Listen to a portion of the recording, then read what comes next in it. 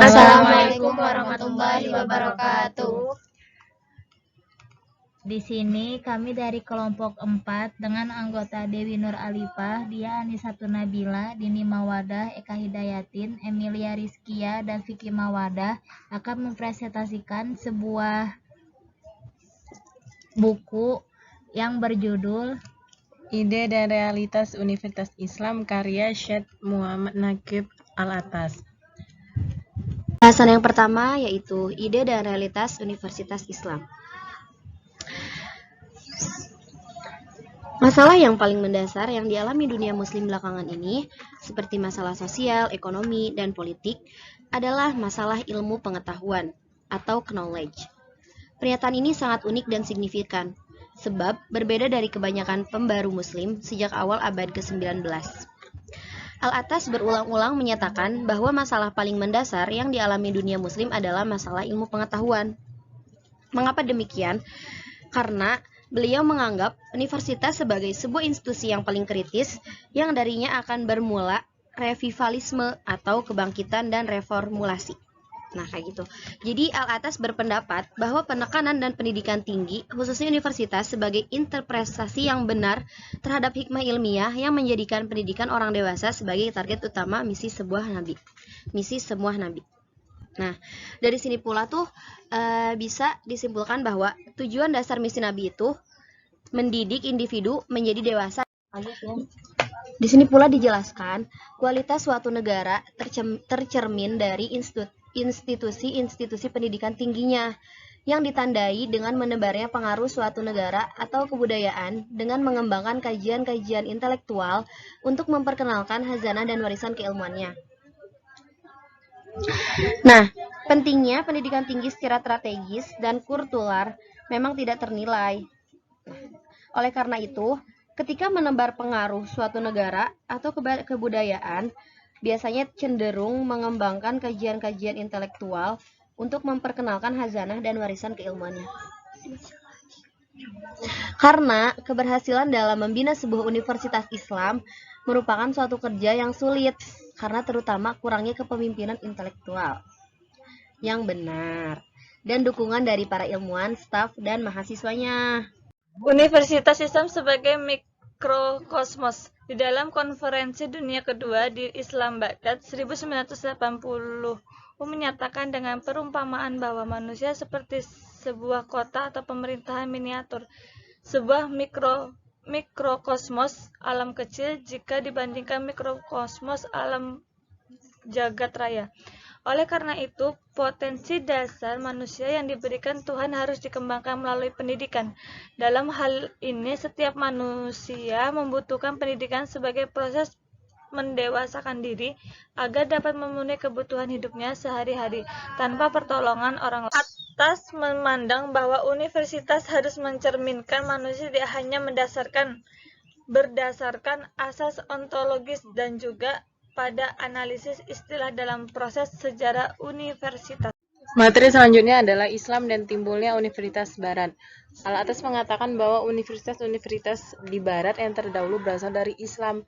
Nah, pemikir lain mengungkapkan penjelasan yang diperlihatkan oleh Domonkos bahwa timbulnya universitas-universitas yang paling awal di Eropa Barat adalah sebuah kejadian spontan pada abad ke-12. Refleksi dari insan kamil atau manusia universal yang mana dicontohkan oleh universitas. Universitas-universitas muslim modern yang dikritik Al-Atas adalah yang meniru mentah-mentah model sekuler barat yang jelas-jelas merupakan refleksi dari sebuah negara. Di Istak, Al-Atas menekankan bahwa materi-materi pengajaran tidak disusun ke dalam bentuk fakultas-fakultas atau jurusan-jurusan, tetapi ke dalam 3 bagian besar yang saling berhubungan, yaitu pemikiran Islam, sains Islam, dan kebudayaan Islam. Selanjutnya adalah kebebasan akademik dan pengembangan ilmu. Para ilmuwan dari berbagai aliran pemikiran teologi, yaitu seperti Maturidi, Hanafi, dan Syafi'i, yang mengajar di Istak dalam suasana yang penuh dengan keramahan dan kekompakan. Pengetahuan tertentu mengenai Tuhan, hakikat, dan nasib kita, serta cara-cara yang benar untuk mencapainya harus dikuasai oleh setiap individu dalam hidup ini jika ingin menghindari kenyataan hidup yang tragis. Seperti yang telah kita ketahui, konsep dan praktik kebebasan akademik sebagaimana dibuktikan Maqdisi memiliki akar-akarnya dalam Islam. Bagi para ilmuwan, ia bermula dari tradisi ijazah al-tadris atau ijazah bi al-tadris, pemberian izin ataupun otoritas untuk mengajar, sedangkan untuk mahasiswa, ia bermakna kewajiban, hak dan kebebasan untuk belajar. Maqdisi mengamati secara akurat bahwa Islam klasik telah menghasilkan sebuah budaya intelektual yang memengaruhi Barat Kristen dalam tradisi keilmuan universitas. Ia telah menyumbangkan faktor yang melahirkan ide universitas, yaitu mode keilmuan, kebersamaan ide kebebasan akademik. Kebebasan ini hanya berwujud dalam budaya intelektual ketika para pengajar yang terlibat dianggap memiliki otoritas ataupun hak yang sama untuk mengajar. Ia tidak akan pernah mewujud ketika otoritas mengajar hanya secara eksklusif diatur menurut hierarki eklesiastik.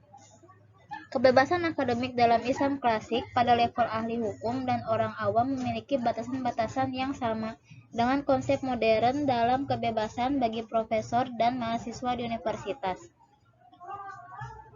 Sebagian universitas di negara-negara berkembang walaupun telah banyak mengadakan berbagai aktivitas, seminar, pertemuan, dan lain-lain, masih ragu dalam mencapai tujuan yang dirancanakan. Al-Atas mungkin sependapat bahwa dengan Hucin dalam hal pembatasan kebebasan untuk mengadakan penelitian. Selanjutnya adalah pendidikan tinggi bukanlah sebuah hak. Pada umumnya, para ilmuwan memahami perintah Nabi mengenai kewajiban menuntut ilmu bagi muslim dan muslimah yang merujuk pada kategori ilmu-ilmu fardu ain. Belajar di institusi-institusi pendidikan tinggi bukanlah hak setiap orang hanya karena kualifikasi akademik dalam bidang kajian ilmiah tertentu. Dia menegaskan banyak sistem pendidikan yang mengakui pentingnya kepribadian seseorang, walaupun konsepsi mereka masih tidak jelas dan belum diaplikasikan secara efektif.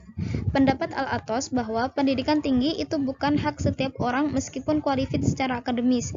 Bukan berarti filsafat pendidikannya bersifat elistis, sebab pembatasan yang dikenakan bukan didasarkan pada latar belakang sosial ekonomi ataupun keturunan dari seorang mahasiswa.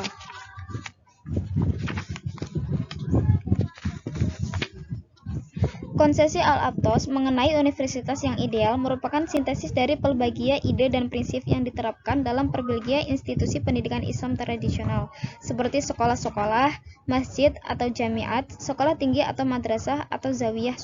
Selanjutnya adalah perpustakaan. Menurut Al-Atas, perpustakaan adalah peran penting dalam konsep sebuah universitas. Pentingnya perpustakaan dalam sejarah pendidikan Islam tidak bisa diremehkan. Perpustakaan-perpustakaan yang besar bukan hanya ditandai dengan kualitas koneksi mereka, melainkan juga kualitasnya.